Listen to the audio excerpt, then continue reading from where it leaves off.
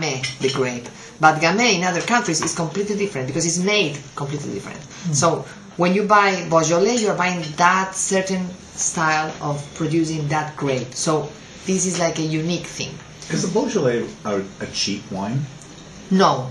Actually, Beaujolais has different levels. In Europe, they have that the denomination AOC, that Appellation d'Origine Contrôlée, and they have different levels. So you can have the Beaujolais Nouveau, that is kind of rosé, that is very cheap.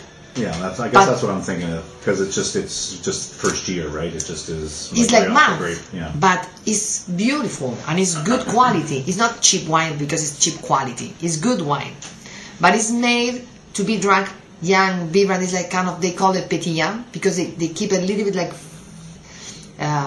tiny little bubbles. So it's pétillant. This is like a spontaneous maceration that happens in the bottle. But this is like 3-4 months thing and then it's gone.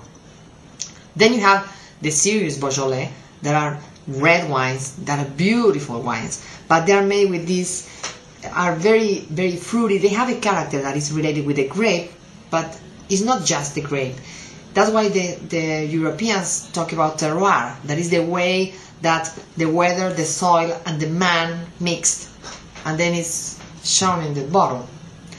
So New World is the completely opposite side of the street. And when appears New World in the market?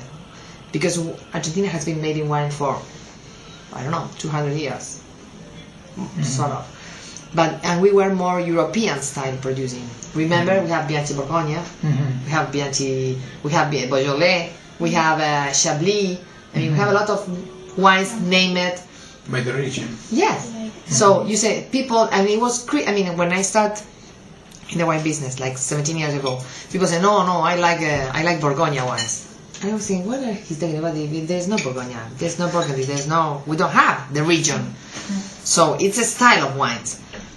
In the 70s, the States appears in the market as a big wine producer with a completely different identity.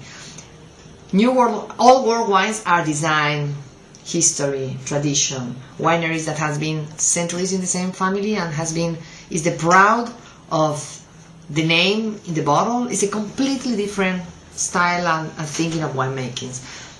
Wines that can be held in the winery for 5 years, 10 years before they can be launched. It's a lot of money. Hold on. There's no way that an American will do that. No way.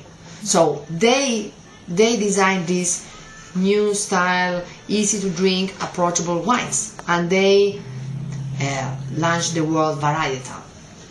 So the first varietals were from the States. So Cab, they start naming the wines by the grape, not by the area. Because if you say, oh, I'm drinking a great Napa, now we know what is a Napa, and we think that it's a Cab, but there's a lot of grapes from Napa.